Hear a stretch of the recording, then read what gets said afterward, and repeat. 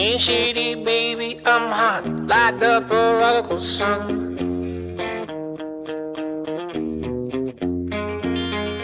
Big about the leany, meeny, money, mo, and flower, you're the chosen one. Feel your left hand free, and your right hand grip, with another left hand, watch his right hand slip, Schwartz is gone.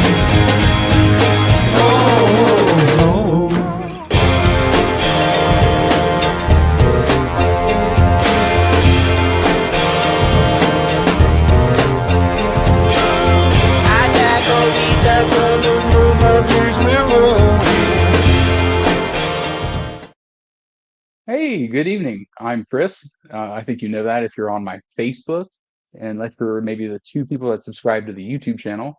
I'm Chris. We used to do this thing called Comic Corner, and then it turned into like Sunday Coffee or the Wednesday. It's the end of the year. We haven't done this in like I think 3 years now, and I'm a firm believer that when you start giving up the things you love, that's when you start getting old. And I love talking about books. I love talking about comic books. I love talking about movies. And I like talking about TV. And I like talking to these two females, that sounds terrible. These two phenomenal women that are join me. Um, you will remember my good friend Mallory. She is the utmost expert of all smutty fiction. Mallory, how are you? Hey, still reading smut, no longer blonde. That intro really, I didn't expect you to still have the intro ready. I had to rip it off like an old. I didn't know the YouTube page was still up, and I had to go and rip it off there. And as soon as I did it, I was like, man, I'm thinking back, like I really didn't do Allery any justice because that caricature gave you kind of a big forehead. I I'm have a just being big blunt. forehead. It's okay. I feel like Okay, it's okay, yeah, okay, you biblically accurate. own it, Queen. Okay. And hey, I've got my connoisseur of all fictional smut here. I've also got if you want to read a book and you wonder if there's a horse in it, we brought Laura. She knows. She knows it all. Laura, how are you? Your hair has grown significantly since that caricature 3 years ago. I'm sorry, I can't get it together because I did not expect you to still have that intro. And I'm like, Yeah. my cheeks are already hurting from smiling so hard. So I don't know how I'm going to recover from this because. Well, that's great because I love talking nerdy things with you guys because again, we haven't done this in 3 years. I'm 34 now, almost 35, and Hey, I'm 35 now, babe. Wait. Oh. No, I'm not. No. You're Sorry. not 33. You're not 33. I think I'm the oldest, but I haven't done this in so long, and I've been all over the world, and I can't find anybody that wants to talk about the cool stuff that we like. So naturally, the world has brought us back together, and we're only a little over 30 hours until 2025. So no time better than to talk about some of the books, some of the TV, some of the movies that we loved this year. First and foremost, it's been 3 years. Other than hair, what else has changed? I have significantly increased my number of cats in the house. Love that. Are we talking double digits? No, we have 7. Okay. Yeah. We got a feline household. Laura, I got these. you got is it a bird? It's not a terrarium. What are we calling that? An airy? I'm sure it's got a word for it for birds, right? Yeah, it's a bird cage, Chris. Like the movie. I don't have great movie. Like how's your show? It's a French movie originally. Yeah, no. Oh fuck! What is that word? I swear there's a name for it, like a fancy word for a. There is, because I've been telling. So I've been telling my partner, like when we move house, I want a library / whatever that bird word is that I now cannot remember since you asked me to remember it. Like aviary. Aviary. I was gonna That say was me airy, pushing airy. Evan off camera. Just Yeah, just passing you notes, like what? Yeah. Leo and Hugo. I also got 2 more dogs. So Hell yeah. there's been a lot of changes in I think all of our lives since the last time we got together. You can hear I would agree. Yeah, absolutely. Nah. It's almost that scared the hell out of me. It's almost 2025. Before we talk about what we loved For for the record, I cannot 2024, no, you're fine. I don't care. There Yeah. might be a person or two that jumps in here and talks about a book or something, sure, but as long as they can get over it. to hear other people's. Well, if you want to, make sure you jump on my my Facebook page and share it and get it out there. But 2025, what are you guys looking forward towards in books, TV, or movies? I'm gonna Hunger jump right Games. in. Okay, sorry. Yeah, I didn't sorry. have. I just went for it. Hunger Games. I already know exactly what I'm excited for in 2025, Okay. and it's January 21st when Onyx Storm Okay. comes out. So, I'm sorry. unfamiliar. So it's the second. Well, it's the third Fourth Wing book. Here's the thing: I have not read the second one. I told you guys not. I devoured the first one. I Okay. am at the point in my life. I think the last time I finished a series was the Mortal Instruments series in like 2016. Like I don't know what it is. Mhm. I love it. I cannot finish them. I have not finished any of the Yeah. books that we talk about, Laura. See, I went from not finishing a series at all ever, and like not even really reading since the last time we got together. I like went on a reading hiatus because of life. And my friend convinced me to read the Akatar series. And I read the first 3 and said I need a break. And she said, okay, read Fourth Wing. And I read Fourth Wing, I read Iron Flame, and I counting the literal days for Onyx Storm. Can you guys shut up? You've been quiet all day. I love them, but worst time. Okay. No, I know I have purchased every single Sarah J. Maas book that's out there for Jen, and it's the one time where she'll go and um she'll accumulate books and she'll get to them eventually, but those are the only times that we leave Barnes and Noble, she comes right home and sits her ass down and reads them. Yeah. And it's always every now and then. Let her know I I got love it. this. She'll be jealous. I'll show her, but I do enjoy every now and then you do that walk in the room and check on her, and she's got a book and she's fanning herself out kind of deal. So I will say 2025, I think in 2 weeks the new season of Severance begins. I'm very excited for that. One of my favorite Was shows. it finally? Yep. I Movie watched wise, for like off of your request, and we loved it, and then it oh, it's so ended good. very intensely and very abruptly. So we've been waiting. Oh yeah, when he shouts out his wife's name, and I was like, Yeah, oh, me and my wife were in bed, and we were just like, oh, just bowing each other. So, Guys, give me 2 seconds. You're fine. No, go ahead. She's gonna break some. I know, right? I'm excited for 28 Years Later. I'm excited for that movie. I'm excited. Any of those. Oh wow, super good. Excited for 28 Years Later. James Gunn got me excited for Superman. I saw that trailer and was kind of floored about it. I like the underwear outside the pants. And Mickey 7, Bong Joon-ho and Robert Pattinson. I'm very, very excited for that. I love Bong Joon-ho. He's made some of my favorite movies. He made Parasite, which was probably one of my top 5 movies of all time. And he did The Host. He did Snowpiercer. He did Memories of a Murder. One of my favorite directors, but I'm very, very, very excited for that. I loved Snowpiercer, so that should be good. Loved it. I think I've brought it up to both of you before, but if you I don't, think we've talked about it before. I think I brought up the crazy conspiracy video I watched that said that, hey, Snowpiercer is a direct sequel to Willy Wonka, and it changed my life. But if I have to throw that in the chat or the link or something of the sort. I haven't seen any of the things that you mentioned, and I also have never watched Willy Wonka all the way through because I hate it. Just bored. I'm sorry. No, when you say you've never watched Willy Wonka, do you mean the Charlie? Any of them. Any of them.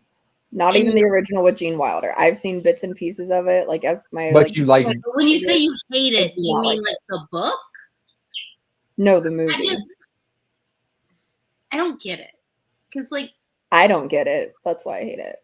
No, I understand hating the Gene Wilder one because, like, the boat scene gave me nightmares. But my wife says the same thing. Yeah, the boat scene scares the shit out of her. I was like, 7-year-olds shouldn't watch acid trips, in my opinion. Yeah, no, that's what she said. It scared the shit out of her as a kid. Like the I'd never put 2 and 2 together. Yeah. Anyways, we're gonna jump in. Just jump into the deep end here. We're gonna go our favorite books of the year. We're gonna go in. I've got them set up in an order. We're gonna go Allery, Laura, then me. Allery, you've got a book of the year. Do you have any books that are honorable mentions of your book of the year? Yeah. Well, since you brought up smut, I'm gonna let's go. Honorably mention a book that I didn't think I would ever even admit to having read because I kind of read it as like a joke and solidarity with my friend Jonna. Okay. We were both reading it while we went to get tattoos together and like talking about it. But it's one that we had seen on TikTok. It is called Morning Glory Milking Farm. Ooh, love that. is this where I think it's going? If it's going to Minotaurs, yes, it is. It was. Nope. So okay. I knew it. I think I heard about it on TikTok. Go ahead. Yes. So we kept hearing about it. So I do love smut, but I love well-written smut and really like slow burn smut. Like if everything happens too fast, I lose interest. I'm done. Like, so I really hate 50 Shades of Grey. I made it about 75 pages in, hate it. It's terrible writing. It feels like a 14-year-old wrote it and it makes me feel gross. But well-written smut, and this book is on Kindle Unlimited, and I was so surprised that like by how well-written it was. And it like really like I was very drawn to the characters and kind of just imagined that the one wasn't a Minotaur. But basically the premise is this. A human girl is living in this town where a bunch of different types of creatures are all living together. There are sequels that I haven't read yet. There's a Mothman one that I will be reading. And she works at this Minotaur milking farm because Minotaur semen is very powerful. Yes, it's not milk, it's semen. Minotaur semen is very powerful. Listen, stay with me. I'm with you. I'm going to sell you on the book. And like can be used medicinally for a lot of things. So they have to collect it and they want to do that quickly and efficiently. So yeah, like, so there's like a bench, the Minotaur sits down, you make your collection and they go on their way, but they don't do it with machines. They do it manually. Okay, I just want to take a time out so that both us and anyone who ever in history watches this by chance remembers that Allery likes well-written smut. So for her to be describing this, it had to be well-written. Listen, I was so surprised because I thought it would be one that like, there's a lot of smut books that I haven't finished because I'm just like, because it's poorly written or like I said, like I like some buildup. And there was like emotional tension and it's not a very long book. It's like 200 pages. But I like genuinely wanted the characters to be together and it's so good. I loved it. I didn't think I was going to love it, but I did. And I would read it again and I'm going to read the sequels and I'm not ashamed of that. Only a little bit. Yeah. Honestly, if you're saying it's a good book, I'm gonna read it. And I entered my smut era this year, so good. I love that. Go ahead and send me the little Yeah. Yeah. Okay. Well, that's your honorable mention. So let's talk about the book you did choose for your book of the year. The Funny Feelings, Tara DeWitt. Saying all that right? Yeah, I assume so. I've Okay, never go ahead. read anything else by this author. It's not very smutty. It's a romance that has like, there are like sexual scenes in it, but they're not graphic. Like it's a romantic comedy. But Yeah. it's super cute. It was one of the books like this year that I remember being like, I don't want to put this book down. And it was actually one of my students that brought it into me because we had talked about books a lot last year. So her senior year in the spring brought it, like gave me her copy of it to borrow. And I loved it. It's about two comics, like stand-up comedians who are Comedians. trying to make Okay. it. Okay. Yeah. So the girl who I don't remember the characters' names because I read it in the spring, but she is trying to make it and kind of like on the verge of the scene. And the guy, they've known each other, they've been friends for several years. But he's kind of acting as her manager now because he had like this stage fright incident and he has a daughter to take care of. And he doesn't Mhm. want to do like he doesn't want to perform anymore. So he's just kind of like working for her. And then obviously there has to be a trope. I do love a trope. My favorite is the forced proximity trope. We don't really have that in this, but there is a fake dating trope for publicity because he has already established a name for himself. She is getting ready to do like this big headlighting show. And so they're like seen out together and stuff. And then obviously they do fall in love. But it's super cute and heartwarming. And the like tension between the two characters is great. There are obstacles like the job taking her everywhere and him having a child. But yeah, so if you want a nice cozy read, it's really good. I loved it. So if you like Beach Read or Funny Feelings by Emily Henry, like any of those kinds of books, like this one you'll really Mhm. like. I loved it. Is this I did, a standalone book? yeah. Okay. Yep, Okay. so you can knock it out and then think about it and move on. I did want to say my other honorable mention I actually finished last night. It Oh, was the book of a month that we were talking about. It was called The Most Wonderful Crime of the Year, and it was very much a cozy mystery, like Agatha Christie style. ooh, But nice. the two characters were both like competing mystery authors, and they're invited Mhm. to a mystery house for Christmas, and it's this author Eleanor Ashley who's getting ready to publish her 100th book. She's 82 years old, and Ooh, then she disappears from a locked room, and they have to try to solve the mystery. And then there's tension between the two characters and feelings, and it's great. Like it was great. I loved it. I love a nice. I do cozy, like like that. Yeah, especially like a winter cozy mystery. Like yeah, I want to feel the snow falling when I read a book. yeah. It was really good. I would really recommend it, even if it's Very past. nice. Okay. Very nice. Laura, you're up next. Do you have any honorable mentions for your book of 2024? I do. And since Allery just brought up Book of the Month, that is how I found this one. It's called The Wedding People. Okay. It's not a very happy book, but it deals with a lot of relationship grief and relationship changes. And for me, it was very, very relatable. The book centers around a woman going through a divorce, and she meets a Uh-huh. man who's widowed, which all too relatable. But it's just really, really well written. And it does have like underlying themes of hope and happiness, which Love was, it. we do love. And it was just really, it was written in a way that was like, it is okay to feel how you feel Mhm. and wallow in it for a while. And there were definitely like trigger warning, suicidal undertones. Like the girl, like the woman, the main character goes to a hotel to literally kill herself after her husband leaves her. And then she meets a man who's widowed.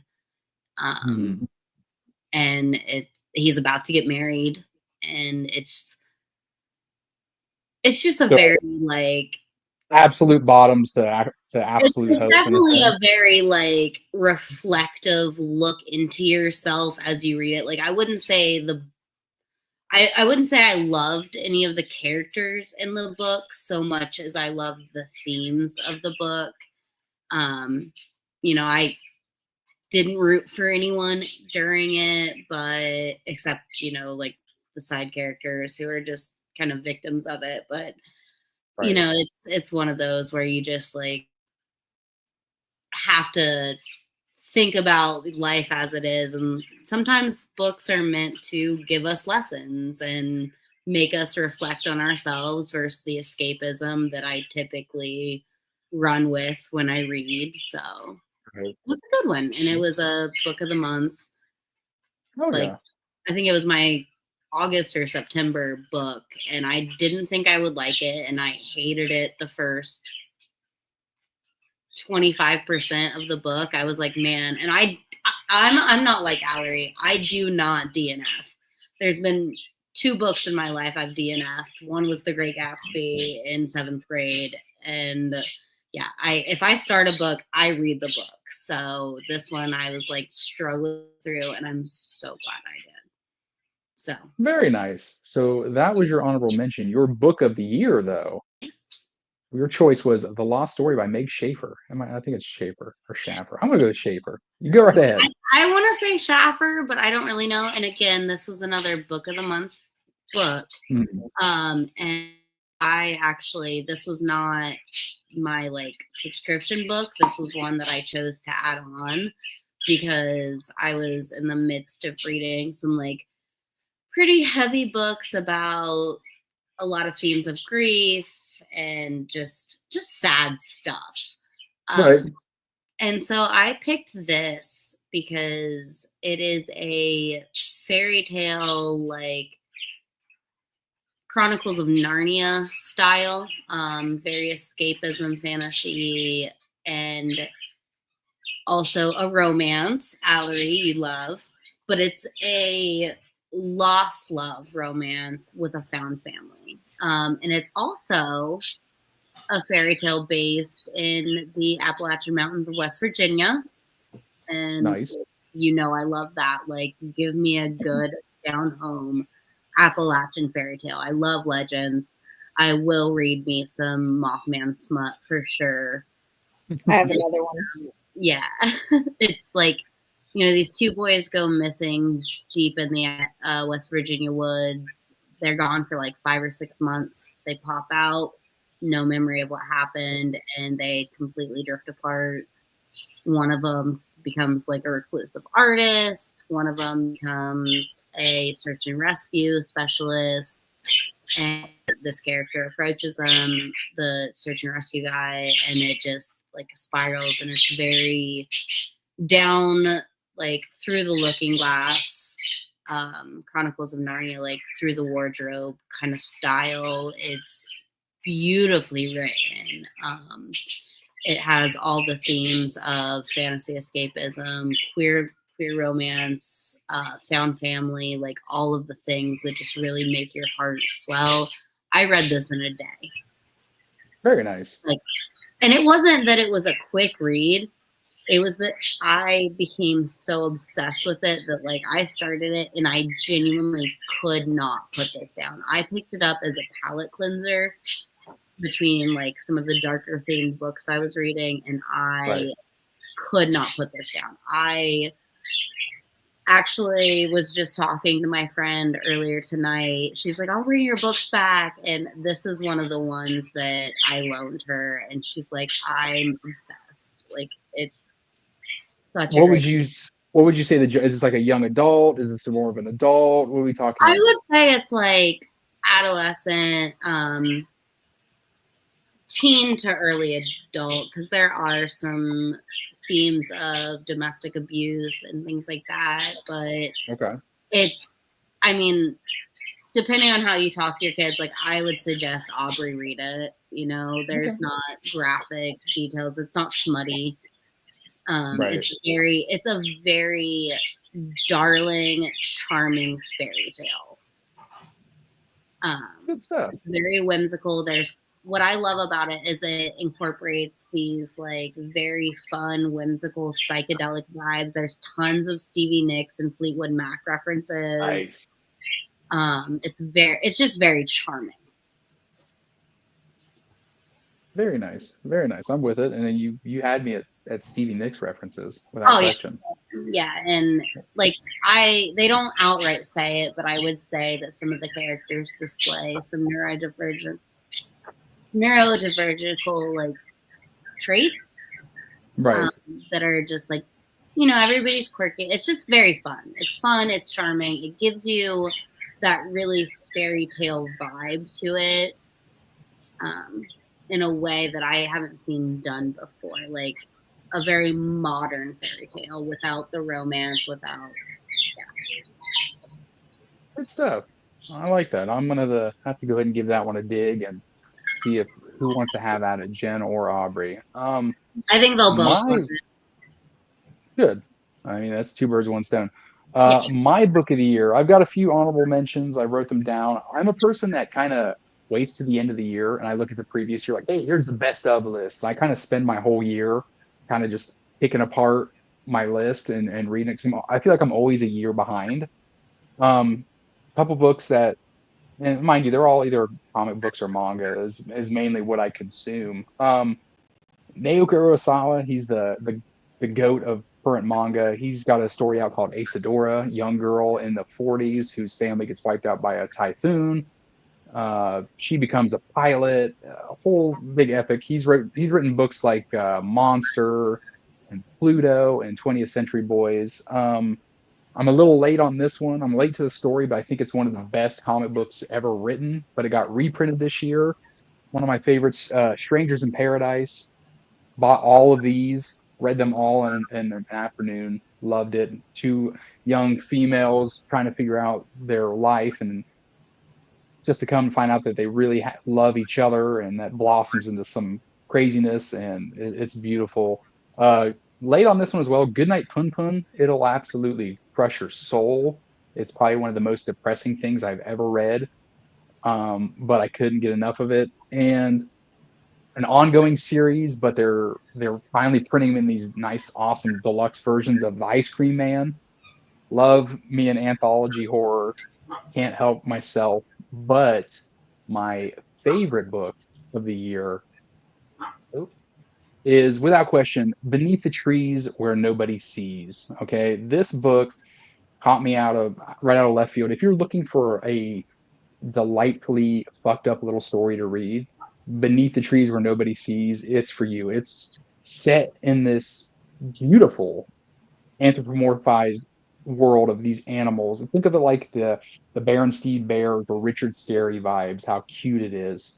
And especially with the very um, close knit small town. The main character is that bear you see there on the cover. Her name's Samantha. She runs the local hardware store. She's beloved by everybody in the town.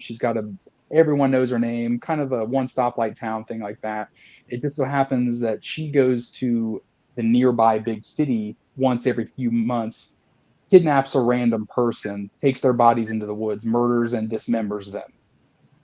And that is her like almost Dexter-esque of this. And it's kind of her one rule is, hey, we don't do it in this town. This town is sacred to me. It's close. It's tight knit. We love everybody. And then everything gets flipped on its head when murders of a similar gruesome nature start happening in the town.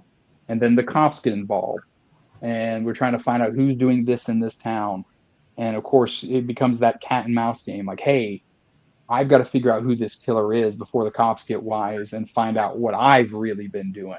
And it was super out of left field. I saw it on a bunch of everyone, like almost everybody in the comic community's best of lists. And I was like, okay, let me get this. And I had a great time with this book. It was like it's really I had as much of a good time as you could watching a seesaw cozy little anthropomorphic town followed by gruesome and very gory murders. And um, again, content warning. This is not for kids. There's some really gruesome shit in this book, but it is drawn with such care, and these characters are so down home and cute because it's a whole anthropomorphic town. The old man on a cane. He's an old tortoise, and he's got glasses, and he's adorable. And you would hate to see something happen to him or his grandchildren, but it does. And it's its artwork is really next level for this, and I'll give you just a peek of it. I was Should we do really shots every time you say anthropomorphic? I'm trying not to fuck it up every time I say it. I'm not Really. trying to get drunk, and that would definitely. Right. But No, I'm so excited about this. but this art in this book, they're just perfect. I just love how they're all drawn. They're all Yeah, I drawn love so it. well. And it could be, in an era of all the, digital art and this and that. This guy does it in pencil still and then goes over in digital. And I really appreciate that. But the colors are great. You can just see by the cover, the color palette is bright. It's foresty.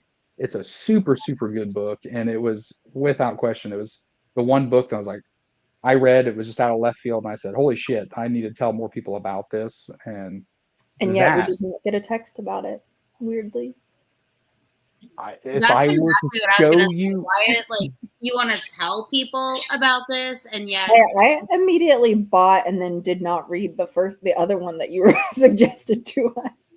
no. But here's the thing: I do buy what Chris recommends me. Like, why do you think Most of I the time I read touch a like Hollow County or like I buy the I shit. if it makes you feel any better, I'll show you my receipt that I bought it last week. Fine. Give me like a 2 week buffer due to the holidays. Have you read Then Fables? Are you about to turn around and show me your stack? Oh shoot, Jen has all Where is 21 Jen? volumes Why is of it. Jen Yeah, not I have on? all of it. Oh my Because she god. will it's back so good. us up. Jen does not want to be on camera, but I know. I love her though. we did our books. We'll jump into our TV. I've got a guest wanted me to recommend a show, not my wife, but my 13-year-old daughter. She wants to let you know if you love K-drama. I already forgot it. I've If not you love gotten into K-drama, but I actually do. I do love K-dramas. So there's one that I read a Mhm. manga for called Sweat and Soap that's really cute, and they made a live like a what is that called when it's real people? Live action. Yes, thank you.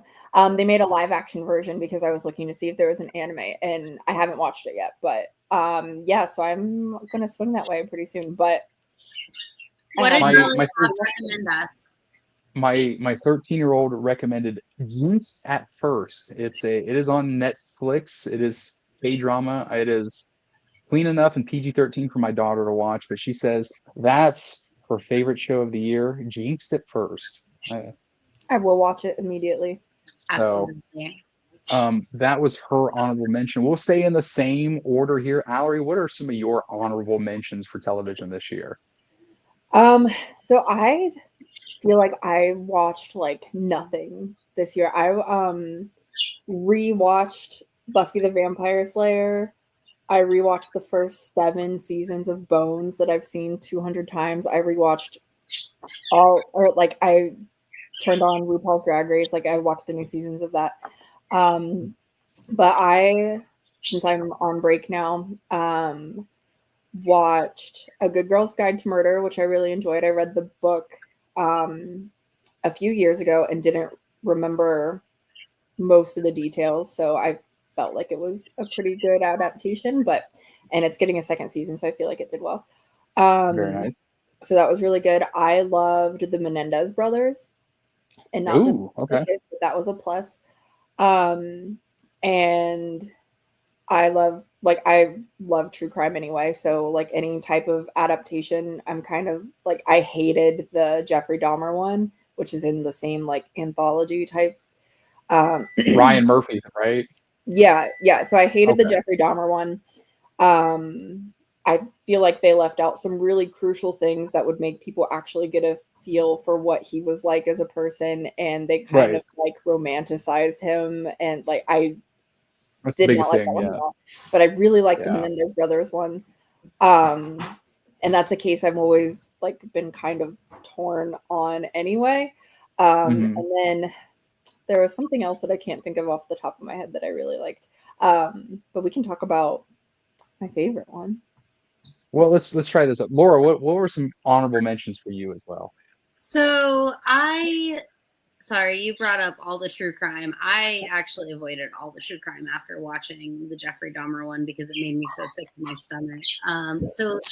I really didn't watch much TV this year. My honorable mention that I can only think of would be High Potential, which is a fictional crime show, but it definitely leans a different side to Caitlin Olsen's acting skills, because I've only ever seen her in the Always Sunny, right?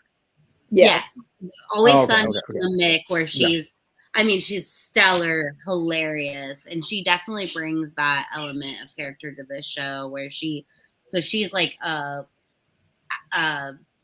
janitor who she's a high potential individual, so she can see in the same way, like it's very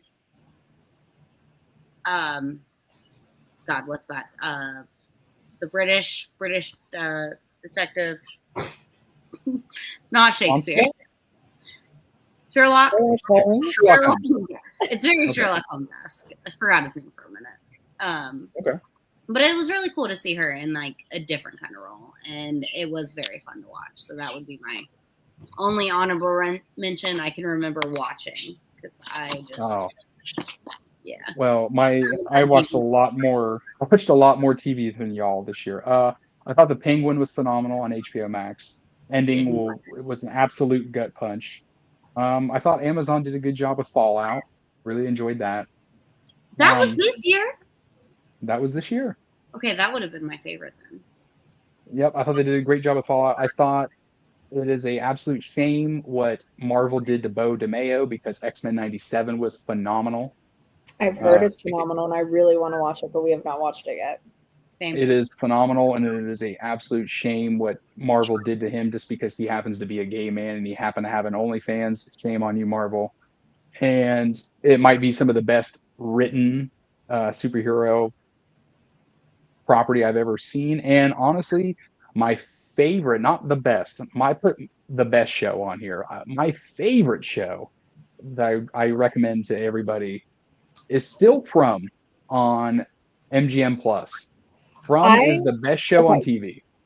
I have not watched it yet, but I very recently saw like a trailer, and I saw somebody talking about it on TikTok and immediately added it to my list, and I haven't watched it yet, but like I've heard so many incredible things about it, and I'm really excited to watch it. Well, I'm even more excited about it at all. From is phenomenal. We watched it on the ground. We're on the ground floor of it, and we're super proud of ourselves for it, because it's really our Jen and I's only appointment television. When it's on Sunday night, we turn it on and we watch, because we don't want anything spoiled for us. But it's simply a family is driving down the road, freeze down. They go to a town for directions, and they're stuck, and they can't leave. Nobody can leave. Everybody in the town is stuck there. You think, hey, I've seen the trope 1,000 times, but then at night, monsters come out. Okay, well, I've seen this trope as well. Well, they're not monsters. They might look like your deceased grandmother. They might look like the mailman you've talked to 100 times, and people you know. And it is phenomenal. Every single episode will make you think and guess, and it doesn't look like TV, like a Twin Peaks of before, or something like that. A show that, like, man, what is going to happen next? Every new episode brings in a new factor, and you're like, holy shit, how are they going to fix this or get out of this? Phenomenal, phenomenal show. But Allery, your favorite show of the year? Yeah. My favorite show of the year was recommended by you, because again, I have probably 200 screenshots of shows and movies that I want to watch on my phone, and then I just turn on something, because I have a lot of trouble sitting down and watching something. So I have to be doing something else. So I usually pick something I've already seen because then it's Right. easier to do something else. But I did watch this. Probably only did a little bit of like Wordle on my phone at the time. And they're 20 minutes, so that's nice. It's like 8 episodes for the first season. It's very bingeable.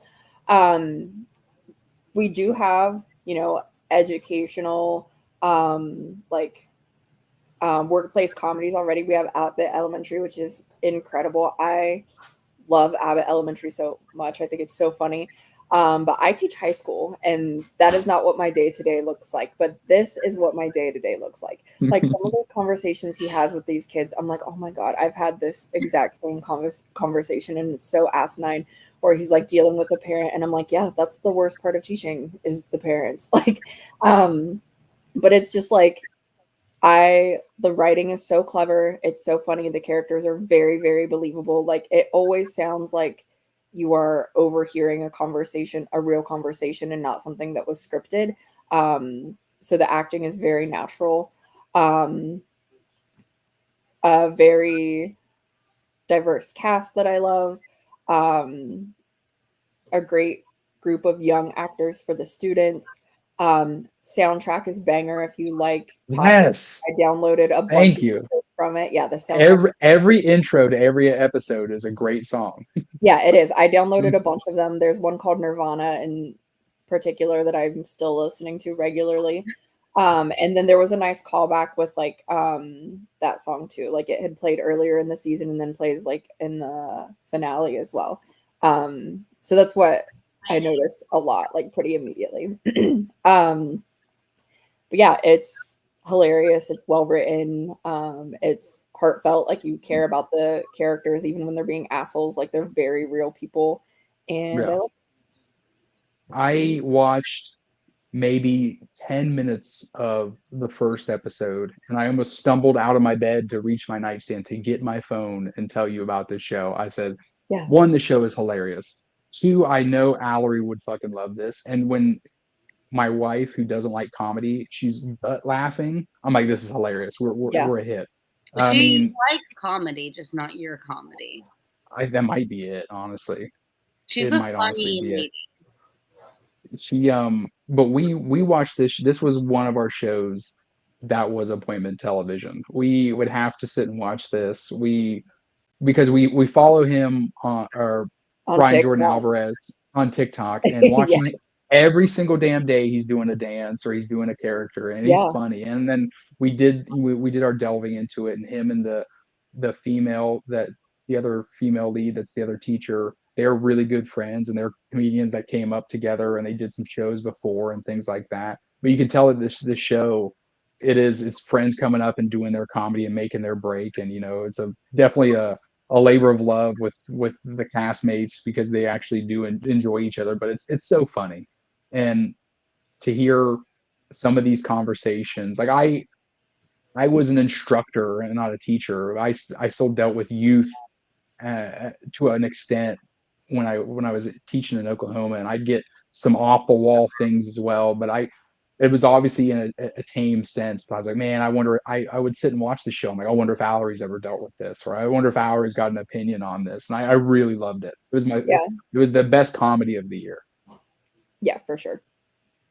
And see, I went from government back to working with little kids. So Abbott Elementary, I've started watching, and I'm like, More tailor-made. I have that conversation every day. Yeah. Laura, your favorite show of the year? Yes. So, first of all, the title wrong on the little thing there at the bottom. Oh, damn. Get rid of it. Yeah. Go ahead. It's based on a book about true story, World War II, bomber boys. Is that Austin Butler? Yes. So Austin Butler. I have never heard of this show. Okay. It is an Apple TV show, which I got free Apple TV when I got an iPhone years ago and didn't like it, but more and more I'm finding There's myself a really getting into Apple TV shows. Like they're putting their money The where Emily Dickinson one is really good with Haley Steinfeld. they're putting my money where it needs to go. Can I recommend one more from Apple TV? Shrinking. Watch Shrinking. Harrison Yeah. Ford, I need Jason to. Segel. Watch Shrinking.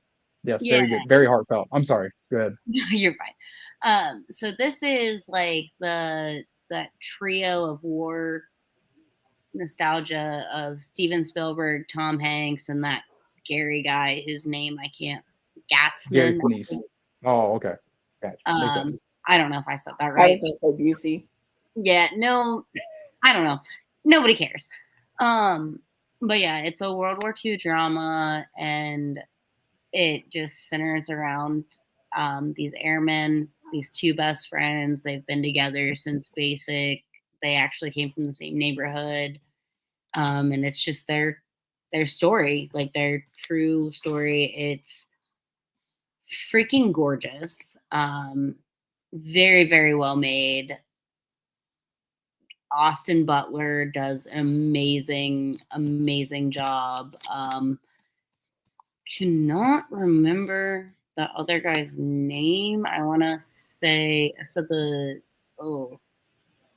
The other guy's hot, so we love it. But it just basically explains the story of them leading up to D-Day and getting these two pilots. They get captured, and it's just like the whole show is like very visually stunning. It's emotionally gripping. It's just a really, really well told tale. I'm not a huge military story as time to spend on my own. It's just doesn't usually feel fun to me, especially when it's as immersive as this drama is, but it's just really well made and highly, highly recommend. And Apple TV is finally killing it, making themselves worth their money. No, I mean if it's definitely a genre that you don't normally radiate to and the story pulled you to it, that's great. Does this cover like them training up to D-Day and it stops, or is this more encompassing? I took notes to try and like remember the timeline because I'm so bad at history. But yeah, so they were like air bombers, and they get captured like in Germany, and I wish I was a better historian, but yeah, it's actually yeah. I could have totally taken better historical notes on this, but well, I'm going to be honest with you. I think about it constantly, and it's really good. Well, I'll be honest with you. I'm going to turn on my Apple TV, or I'm just going to rip it off the internet in 2 weeks for Severance. But once I'm done with Severance, then I'll give Masters of the Air a chance. Yeah, it's definitely so like it's from the same people who brought you Band of Brothers, which I only watched a couple episodes because again, I don't do war movies. I don't want to sit there and I loved Hacksaw Ridge because it was the story of like my favorite hero, but I don't want to sit there and get sad. Right. And I've only heard war is fun. So. Yeah, right. And this was I watched this coming off of like, losing Chuck, and he was a huge war person, so I kind of watched it and like, well, he'd like it. Let me check it out, and I was obsessed. I mean, it was so well made, great acting through and through. The special effects were just insane. Like I cried during so many different episodes. I just like felt so many emotions going through this because it was just really, really well made. No, I mean I'm definitely willing to give it a try. I see the two on the poster there. I am a fan. I'm not a fan of war anything. I don't like. It doesn't hold my attention. I did enjoy Band of Brothers. I think I enjoyed Band of Brothers more than anything because of the cast. It had a phenomenal cast of stars and celebrities on it, and my daughter actually got into it a lot, so I like that. The Pacific was kind of Yeah, the they went Pacific could not. I they watched went like half an episode. yeah, And towards the end it got into like a sad love story, and it just wasn't for me. But yeah, I think honestly, my biggest thing is I'm not an Austin Butler fan, but I'm willing to give it a try. see, I wanted to hate him so bad. Like I literally turned it on thinking he was gonna like be the worst. And the thing with Masters of the Air is it's only I think 8 episodes. Okay. So you're not sitting there for 14 VHS tapes. Right. You know, you could. Weird unit of measurement, but okay. How many VHS tapes have we been in this chat? Well, Chris Okay. did want to wrap it up in an hour, and we still have one whole segment to talk about. So. It's all good. Cool. It's all good. I'm I've writing got down time. suggestions. Yeah. Sorry, Thor Okay. got jealous and was like, "You're on video without me." He's cute. I have 3 cats next to me currently. Well, there's 2 cats in Aubrey's room. She's building the Pyramid of Giza Lego set, and Jen's in the living room with the dog, and I've got a guy tearing out my closet wall. Yeah, I So we got have 2 big puppies now on top of my already big dog, but they're all outside because it's nice out. So very nice. English teacher, I loved it. Masters of the Air, I'm willing to give it a try, no doubt. I said earlier that From is my favorite show of the year because it's a show that makes me keep guessing. But I had to put not only what I think is the best show of the year, but I think one of the best TV shows ever made, and I absolutely loved Shogun. Um, I didn't think this was something that was going to get me hooked, but this show, um, you name it, it has everything. I think we're in a generation, if you did like it, didn't like it, watched it, or didn't watch it, you were aware of Game of Thrones. You know, this show does so much of that struggle for power and struggle for family and this, that, and the third, and your country and this and that, and the chess game of you know of who's the ruler of this, that, and the third. I can't recommend Shogun enough. This was easily one of the best TV shows I've ever consumed. And I really sat there and watched 10 episodes, an hour a piece in like 3 days because I've been on leave. But it takes place in Japan in the 1600s, and you've got uh, Lord Toranaga, who's the guy you see there on the horse. He is from this long lineage of his father was the last shogun, like one solo samurai badass of all of Japan, and he dies and they go away with it. And he's to rule Japan, they have a council of regents, 5 people, and it has to be vote. Everything needs to be voted on, unanimously. This council of regents turns on Lord Toranaga here, and they try to kill him. They try to kill his people. They capture his wife. They capture his his pregnant daughter, who's about to bear his nephew or his grandson. And when I tell you, it has female leads that will rock you to your core. There is a female in this show that, mind you, the guy on the poster, that Lord Toranaga, he's the most noticeable face. He's been in a lot of like Christopher Nolan movies and things like that. But the female who plays a character named Mariko, you realize that she steals every scene she's in. She's the baddest of badasses in all of Japan. She single-handedly stops this war by being just a bad bitch, and it's so good. And you've got it's almost completely in subtitles, but you got to remember during the time the Portuguese and the Catholics are there, so when they're talking in Japanese, it's Japanese. It's subtitles, you read it. When they're talking in Portuguese, they do the novel kind of thing where it's kind of like, let's put the parentheses around it. They're going to speak this Portuguese in English, and it gives you that little bit of palate cleanse to where it's not, oh, here's Japanese, oh, here's Portuguese, here's that. So there's that differentiation in there. But so this council of regents tries to kill him, wipe out his people. They want to take over Japan, and then all of a sudden he finds this mysterious European ship that's marooned on the coast of his village, and they take these people in, and they capture them, and you've got this Englishman, John Blackthorne, who's there just to he pushes through the channel to Japan just because no one's ever done it, and he almost kills everybody on the ship and almost killing himself, and then he's held captive, and he realizes he gets really immersed into this world of what is going on in Japan and what these people are strive and what they hold to pillars of enlightenedhood and peace and this and that, and showing how brutal some of the scenes are and some of the things that happen in this show. It really made me gasp. There was actual scenes that I was in the living room and I yelled at the back, and the girls were playing Infinity Nikki and Genshin and shit, and I was just like, that, and I was upset. You know, I am going to be every single episode of this show feels like a blockbuster movie. It's I think I would argue that FX has hands down the best shows right now. The money they're pumping into some of these shows is showing tenfold. I would be surprised if FX with The Bear, The English Teacher, and Shogun, they don't just run through the Golden Globes this year. I would be shocked.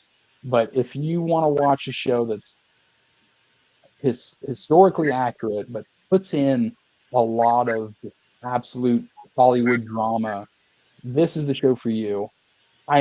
It's obviously it's based on James Clavell's 1975 novel, and I'm torn because they're talking. It's so good and it was so successful. They're talking about a second season, but there isn't a second book. So I'm still torn on that. But of course, there's history there. You can go off and like, well, obviously, if they come in and they take over Osaka and there's a war and this, like, that from historical fact. But I'm interested. I want more of this show, but I want it to be true to this novel as well. But let me tell you, there is if you guys just if you want to watch a show with a strong female character that you're ready to fucking run through a wall for, like Shania Twain, this is the show for you. Like this had I was just enamored by every step, every word this woman took, being just that subtle, solemn Japanese female, and just like this, and just delivering a line that would just pierce through your soul, or just saying, "Hey, guess what? Oh, you're dead." It was so damn good, and I can't recommend this enough to anybody that's got a free hour. Just watch one episode, and if you hate it, then that's fine. It's not for you. But I think this does leaps and bounds for a property that's on television. Like this could have been on the big screen, and I would have paid my money to see it. So that's my TV show of the year, Shogun. So I've had that actually on my to watch list, but I've just never given myself the time to actually sit down and pay attention because I am always like, I just want something dumb to watch. Yeah. Oh, and absolutely. So I'm gonna make the time for that. I do remember I did watch one other show. My honorable mention that I forgot earlier was Baby Reindeer, which I did love. Okay, I don't want to talk about awesome Baby and heavy and yeah. I watched it and it made me so uncomfortable. I've been recommended it a time or two. I know, that's what made it worse. Like every episode, I was like, it can't get worse. And then I was like, do I bleach my eyeballs? Do I bleach my soul? Like, what makes me feel better? I thought you were saying that like that was like context of the show, like that was what people were doing. No, I just didn't know what was gonna make me feel better after watching all that ickiness. Okay. Well, I don't know. We used to be, maybe in our younger ages, we used to be film buffs. I try to be as much as I'm allocated by Uncle Sam. Oh, I watched tons of movies this year. Good. So, Mallory, you go first. What are some of your honorable mentions? Yeah, I feel like I didn't watch a ton of movies this year, but I was really counting on you. I know. I feel like I haven't done anything this year. Like it's been a crazy year. All I've done is work, which I don't even know how because like hustle, baby. I did do a lot of traveling though, so I feel like that's I did too, which is way cooler than movies. So major shout out to Wicked because I've been waiting for the screen adaptation for forever. It was beautiful. I loved it so much. Good. I can't wait for part 2. That's my most anticipated movie of next year. Um, we talked a little bit about Heretic, which I loved. It was a very dialogue heavy movie.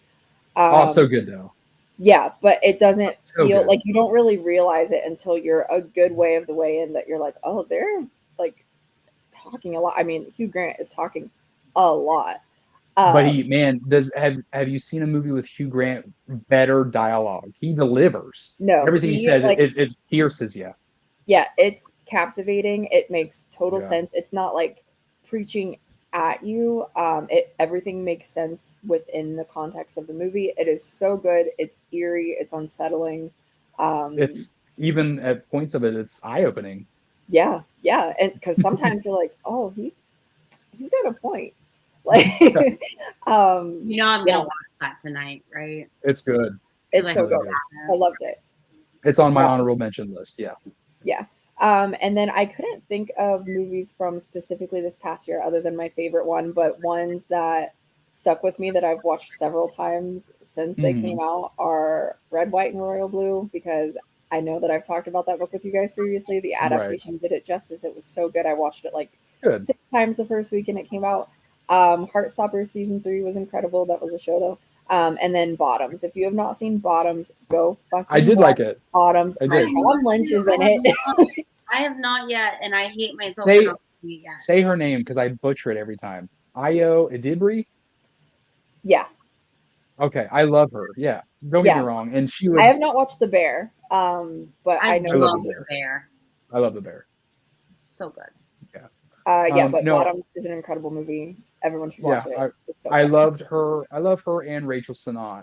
I loved, and honestly, I think my favorite episode of Saturday Night Live last year was with Io Adibri was in it too. So yeah, Yeah, she's great. she did some great sketches, like the one of her in the Yeah. classroom.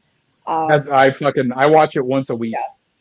Yeah, yeah, You made me do what I said. Yeah, every time. Every time. yeah. Laura, what about you? So I waited all year to watch My Old Ass because I love Aubrey Plaza so much. Right. And I can honestly say that it was not what I expected, but it was so good. And Good. another one, honorable mention, I'm not into like pregnancy and babies, but Babes with Alana Glazer, just to Oh see her yeah. like find herself in a new role, hilarious, hilarious. We uh we watched a lot of Broad City when it was on. We Yeah, really like her. Yeah. yeah. Me and my bestie, like Broad City, is just our jam. It was the early start of our friendship, and so like to see them both, Abby and Alana, like move up, move on. Right. I just got to give them props, and that was a really funny movie for someone who like, if that's not my genre and it doesn't relate to me at all. Again, I really liked it. I'm gonna agree with Aubrey. Aubrey, fuck me. Allery. I'm gonna agree with Allery. I don't agree with Aubrey that much. I'm gonna agree with Allery. Heretic was phenomenal. Yeah, I'm watching it tonight.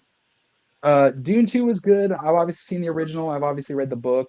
It was good. I liked it. You could have trimmed a little bit of fat, but it's a whole series of books. Let's be real. Furiosa was good. I have seen Mad Max before, but I do think that Anya Taylor-Joy does it better than Tom Hardy did. She I was love great her in it, so much. Would die and for her. honestly, the her co-star that was the truck runner. He was phenomenal too. I'd like to see that guy in more roles. The substance was good. The substance was good. I could have done without the third act. I thought it was kind of unnecessary. It kind of just went fucking kind of just like kind of like grotesque gore for no reason, and it didn't fit the movie. But I know a lot of people really enjoyed it. I saw the TV Glow. Very cool concept. Shot really cool. I really like Justin Smith in it. There's a lot of the female who wrote it, or the individual who wrote it. She's a trans woman, and a lot of the other female leads she put in it. A lot of there's a lot of message that she put into this movie, and it was really really good. It's about two individuals who get hooked on a '90s kids or a '90s young adult public access show, and they start to believe that they're not I've in a been real there. world, Yeah, but they actually are in this show itself, and it's good. It didn't make my list because the ending kind of was a little lackluster for me. Um, Oddity, if you have not watched Oddity, it is on Shudder. It is it is the best simple horror movie all year long. If you have not watched it, please watch it. Watch some women get some fucking revenge, but get ready to be fucking scared in the first 30 minutes of it because the first 30 minutes of the movie are absolutely fucking scary. And that's coming from me who I consume horror all the time. It is frightening. And last, a very, very good horror movie. The ending was very predictable, but Late Night with the Devil. I love David Dastmalchian. I think he's great. I think he's a cool, nerdy guy. Awesome. It's a 70s late night show, and then all kinds of crazy stuff happens. The ending's predictable, shot really cool, feels like it's the actual 70s. David Dastmalchian's great in it, but the ending didn't stick for me. But Mallory, your movie of the year. Bang. Yeah, I will say I did also watch Woman of the Hour, Anna Kendrick's directorial debut. It was really good, Okay. really solid. I liked it a lot. I would recommend it to anybody who likes true crime because it is based on a true story as well. Yeah, it's still on my to be watched. Yeah, I liked it a lot. It's, I would say, like, Heard amazing things. yeah, there's a lot of tension in it, but it's, don't expect like a big slasher. Yeah, but it was her directorial debut, and I heard Yeah. she did great. Yeah, it was great. Okay. Okay, so I chose Lisa Frankenstein. This is really just my audition to be the president of the Catherine Newton fan club because I love her so much. I think she does comedic horror so well. If you've seen Freaky, I loved Freaky. It's so stupid and I love it. Like she was great in that. She was also in Abigail that was on Netflix this year. I liked it. I liked Abigail. Yeah, Yes. I really liked it. I hate the way that Netflix presents it because it tells you right in the one liner what it is. Yeah. So if you have not seen it, you should watch Abigail, go in completely blind. Do not read the description that Netflix gives you because it And ruins it. don't watch the trailer for it because the trailer gives Yeah. it away too. Yeah, Yeah. and But it was good. Yeah, but it was really good. It was solid. I liked it. Catherine Newton is in that as well. I love her so much. So this is, I really love when horror and comedy intersect. Scream is my favorite franchise for a reason. It always will be. I don't see that changing because they're still so great.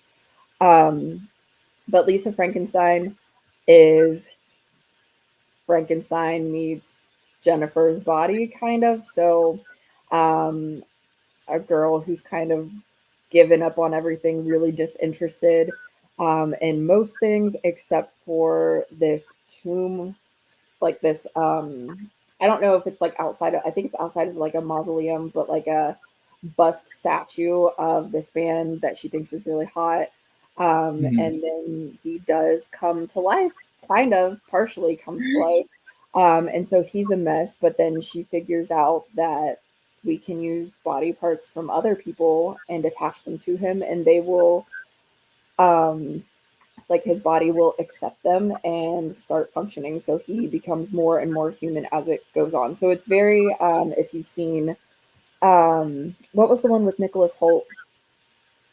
Warm Bodies. Warm Bodies. Yeah, so it's very Warm Bodies in terms of like the male character. And then Catherine Newton just kind of continues to go off the rails for love. The ending is insane. But yeah, so it's kind of like Warm Bodies meets Ready or Not is where I would put it. Ready or Not, one of my favorite slashers ever. Like that's a masterpiece of a movie in my opinion. But it's so much fun. Definitely worth a rewatch too. If you've already seen it, I would watch it again. It's so good. Let me ask you: is that Robin Williams' daughter as the director? Yes. Okay, that's what I thought. Very nice. And obviously, we all know Diablo Cody. We've all seen Juno and a couple other ones. And I will say, if Allery hadn't have picked this, I was definitely going to bring it up because I loved it myself. I mean, every piece of it was just. Okay, well, Allery did pick it, and Laura, you chose The Wild Robot. I did. You know me. I'm always an animated movie. Are there horses in it? I wish. I just I said have no- wildlife. Okay. I know. All right. I love all the animals. I will take any. And in this, I will, say that this is based on a novel by Peter Brown that I have not read. I will say I have watched this movie 2.5 times already and cried every time. It's become my new spirit Stallion of the Cimarron. So if I get drunk, You're gonna add that on VHS. I don't have a VHS. But no, like it is definitely a very feel good. If you I'm so sorry for the cat, but he was also recently right, treated, so it's shade. But yeah, it's one of those like if you need to feel good or if you need to cry, it works either way. And it's basically this robot lands in the wilderness and she doesn't have any sort of memory. Like she knows she's programmed to go complete a task, but she gets derouted and lands on an island, and so she's trying to figure out what she's supposed to do to fulfill her purpose. Finds a little duckling. It's the cutest thing in the world, and Looks cute. whole goal becomes to just like make sure he stays alive. And throughout the movie, this robot's developing empathy. She's learning how to adapt to her surroundings, and there's this just really beautiful intersection of technology and nature that I think that is so important to think about in the world we live in. Of like, how can we progress without sacrificing the beautiful parts of where we live. And it's just like a really, really beautiful novel. And like, I mean, it made me laugh. It made me cry. It made me giggle, like literally giggle like I was a kid. And it definitely, as you get older and you're watching this, it definitely raises those questions of like, how do we interact with our natural environment? How do we move forward with themes like artificial intelligence while still appreciating that natural aspect? And as somebody who spends as much time as I can in nature, it was just really impactful to me. Very nice. Is this movie available on like streaming yet or no? It is streaming. I want to say because it's Universal Studios, so. Oh, is it? Okay. I know I streamed it. I want to say Amazon Prime. I bought it. I've watched it multiple times, so I know I purchased it. So I want to say Amazon Prime. You can find it. Okay. No, it's definitely something Jen, Aubrey, and I will consider. Oh yeah, and it's so cute. Like she lands, she has no idea where she's at, and then she just finds this little baby abandoned duckling. So does the robot like you say land? Like it come out of a plane or like what? Yeah. She's like on a spaceship, and she's supposed to get delivered, and there's some sort of malfunction, and there's like wreckage, and so she's like gets up ready to be like a taskful robot making some human's life easier, and then all of a sudden she's just in the middle of nowhere, and this little baby duckling with no family pops up, and she's like, well, I gotta keep you safe. I mean, you're pathetic. So it's really cute. You were either tugging at Allery's heartstrings or she's just taking a Victorian photo. She's like that's my face. Okay. And also have been tasked with holding a cat. Well, she had to keep, because like the whole time I'm talking, it's like cat ass. That's my whole life is cat ass, and this one stinks. But he's the love of my life. His name is Tubba Chubba. I've seen this movie recommended by everybody, and when it comes to animation, I've seen that it's obviously like a shoe-in for Golden Globes or Oscars and whatnot. Yeah. But no, I assumed it was like Disney Pixar, but the fact that it's Universal, yeah, I'd absolutely want to Yeah, watch it. and I'm, me, I will watch any animated movie ever. Like that is my jam. I finally convinced Kyle to go to the movie theaters with me to see Moana 2. Nice. And I will tell you, like, nothing against Moana 2. Well, yeah, a lot of things against Moana 2. I walked out of the theater. I was so bored. Really? Damn. Yeah. Was Hey Hey in it? Hey was in it. So was Kua. And that wasn't enough? It wasn't. I was like, I would rather wait. Like, even though I paid to get in here, I'm so bored. I'd rather wait to stream it. And I am a Moana stan. And it did not. So I don't know how it ends, but we left. I couldn't tell you how it ends. That's crazy. No, that's wild. Yeah. I've never left a movie theater. It is the second movie in my entire life that I've ever walked out of the theaters on. I don't think I've ever walked out of one, honestly. I haven't either. I've fallen asleep, but I've never walked out. Yeah, I fell asleep in Twilight. How dare you? I walked out of I went to the midnight premiere with custom T-shirts. Oh man! I fell asleep during Avatar, and I walked out of Benjamin Button. But Moana 2, I looked at Kyle. I said, "Do you just wait till it's streaming? Because it wasn't good enough to stay there." Okay. Huh. Okay then. And top best of 2024 10-minute sequence of the end of Men where they just keep birthing. Right. But Tim and I kind of looked at each other like, how much longer do you think this is going to happen? Because it's an insane amount of time that it just keeps happening. I didn't watch it. I was asleep and Jen was out of melatonin and she put a movie on. She put Men on. She put Men on. She's like, oh, A24, Yeah, oh, Alex Garland. I like Alex Garland. I mean, I get the logic, but no, Jen. And then I got up the next morning for work. It's like fucking 4 a.m. and she's like, this movie. I'm just like, and the dudes kept coming. She's like, yeah. I'm like, oh wow. For a long time. They kept coming. I'm like laying on the pillow, and they're all the same dude. Oh, okay. Yeah.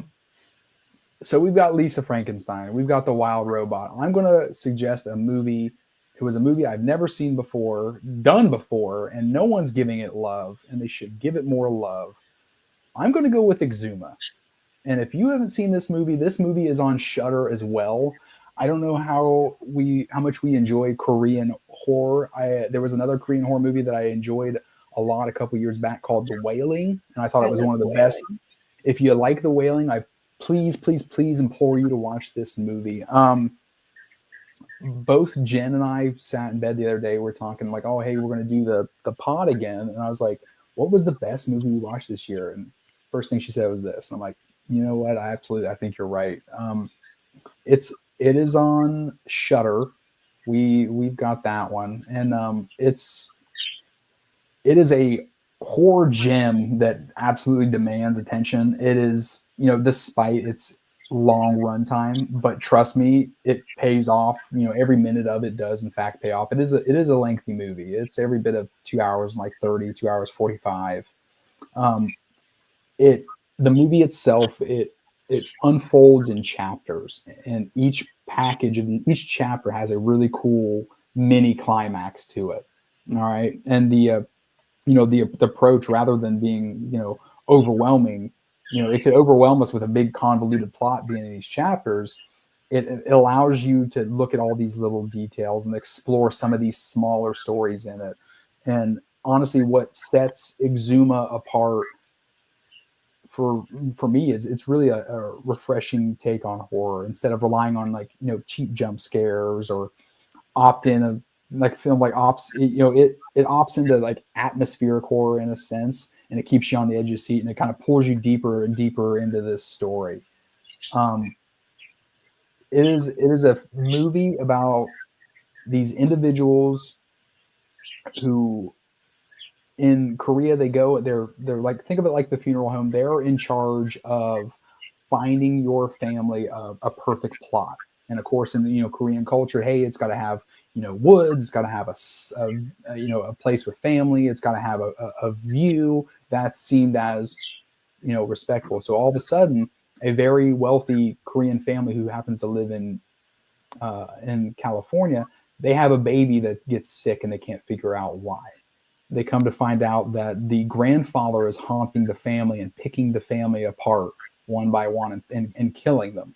So they have to go and find the grandfather. And they take the flight over to Korea. They go and find the grandfather. What they think is the grandfather's plot, to only find out they exhume this body and do a very wild ritual to find out that this unmarked plot, because he was a very wealthy man, they said he buried him here because, hey, they don't want people to know that this wealthy man was buried here, because Korean culture, they get buried with, valuables and things like that. They unearthed the wrong casket. And this individual is buried on this plot, unmarked for a reason.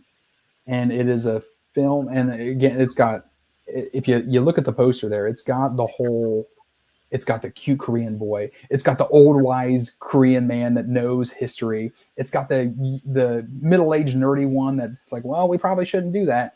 And it's got the badass female that's kicking all kinds of ass. But it goes in places, it does things that you haven't seen in a horror movie. And I think, honestly, as much horror movies that I consume nowadays, because really I think all Jen and I steer towards watching is like sci-fi or horror. We both watched this movie and we're like, this was good because I've never seen this movie before. It's not nothing that's been rehashed or I've seen somewhere else. It's got demons. It's got gruesome horror in it. It's got Korean folk horror in it. It's got exorcisms. It's got all kinds of it. And like I said, it's broken to you and it's delivered to you in these chapters. And the chapters are in order. It's not like a Tarantino movie and it's all out of fucking order or nothing. But it's really, really good. If you are a fan of The Wailing, I cannot suggest this one enough. It was between this and Oddity for me. And I liked Oddity because it was a female-led movie. It was very simple, but it was good. And every little simple thing it did, it hit it out of the park. Like, hey, you're going to go into this haunted house and you're going to fix this. Okay, they do it and they do it well. But this movie here, Exuma, every aspect of it is something new. And you're learning shit about it and you're seeing crazy rituals and this, that, and the third. And it's really, really freaking good. And I'm really upset not more people are talking about it. But it's on Shudder. If you've got a 2.5 hour chunk, like I said, it is a long haul, but breaking it up in chapters makes it more digestible. And each chapter has like a mini climax in it. It is a very good story. When you think it's over, then you get flipped on its head and it's not. But even keeping you there for that longer continual haul makes it worth it even more when it's all over and or all said and done. But Exuma is my movie of the year. I'm fully sold. Yeah, I'm totally sold. I mean, all he had to do was say, like, Jen loved it, and I would have watched it. But that... Oh, yeah. Like I said, if I were to recommend 2 horror movies this year, go ahead and watch Oddity, and that's on Shudder, and watch Exuma as well. I think I turned... You want to share your Shudder login? Or... Well, I did it. I turned it back on because we have Amazon Prime, and they have like 2 months for $1 right now. That's why I turned it on. So we've been just consuming everything that's on, because AMC Plus has Shudder, the IFC Midnight Films, and AMC Plus Shudder and the IFC Midnight Films. So it's worth it for $1. Yeah, this is like the only week I can like really binge horror movies because like it's hard to convince Kyle to watch horror. And really? Normally, like he and I both work so much that when we're both home at the same time, it's like let's just unwind and not like commit to watching a movie. Like let's put on Schitt's Creek again, or Right. Bro, we're gonna play Fortnite. That's what we do. Yeah, so we're playing Marvel Rivals. I've been playing Marvel Rivals so much. Yeah, it's fun. We've been playing Donkey Kong versus Mario Kart, and it's I've been sneaking away and playing Marvel Rivals. It's literally Overwatch, but somehow better. Ooh, I can't tell you why, but it is. Yeah, you can't When go in he's not blind with here. a character though, or like you can't figure out what they do. So I've been mostly playing Squirrel Girl and Magic. I'm the person that waits till everyone picks their character and sees what the team needs. A hero, if you would. A true hero. Wow. Yeah. When he's not here and trying to hang out with me, I just play Witcher 3 or Oregon Trail. Solid. Plans for the rest of the night, ladies? My brother has been staying, Carter. He's 13 now. Oh, the little one. Yeah, He's 13 we now? the other day watched the first Hobbit movie because he hasn't seen any of them, and you guys know I'm obsessed with the Hobbit movies because they're better than the Lord of the Rings trilogy. And so we're gonna watch The Desolation of Smaug. Don't make that face. I've said that before, and I will stand by it till the day I die. And it's still disgusting to hear. Yeah, that's wild. Book-wise, yes. Movies? God, no. Allergy? They're so That's good. rough.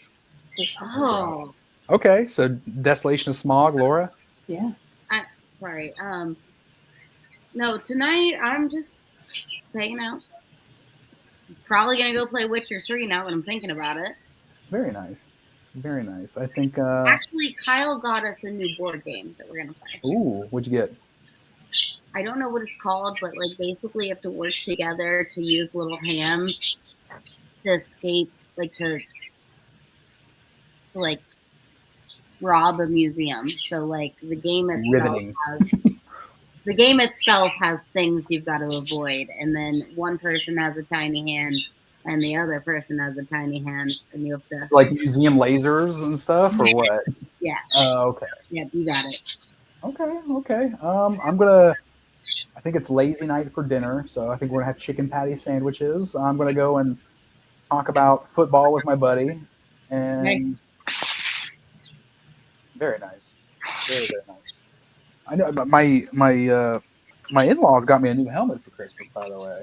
Nice. It's very nice. I got a new Columbus Crew sweater that's really nice. I like it a lot.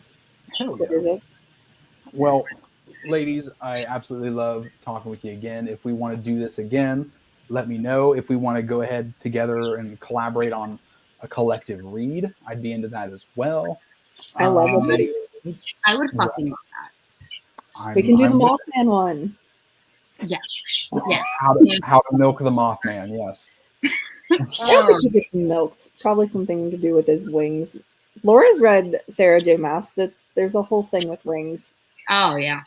We Okay. love a good wingspan. Okay. Well, ladies, I'm gonna jump off again. Let's come together as a collective and find out what we want to do. And if we, all of us. I mean, Laura thinks she's 35, but us being in our 30s, we will come together and figure out what works for us. And I love nothing more than being myself and talking nerd stuff with you two. Yeah, it's really, really great to do this again. Absolutely. Well, with that being said, Happy New Year's to both of y'all. I hope you guys have any resolutions. Are we done with that? No. I don't want to disappoint myself. I already do that on the daily. Yeah, I think we're gonna buy a house, but that's it. You my money. I just don't know where. So, much love the both of you. We'll talk very, very soon. Enjoy your new year. You too. Later, guys. Bye. Bye.